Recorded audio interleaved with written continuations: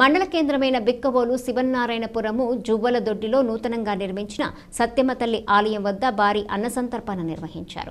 ఆలయం వద్ద అమ్మవారి విగ్రహ ప్రతిష్టను పురస్కరించుకొని తొలుత ప్రత్యేక పూజలు నిర్వహించారు. అనంతరం భారీ అన్న సమారాధన నిర్వహించగా పరిసర ప్రాంతాలకు చెందిన భక్తులు అత్యధిక సంఖ్యలో విచ్చేసి అమ్మవారిని దర్శించుకొని అన్న ప్రసాదాన్ని స్వీకరించారు.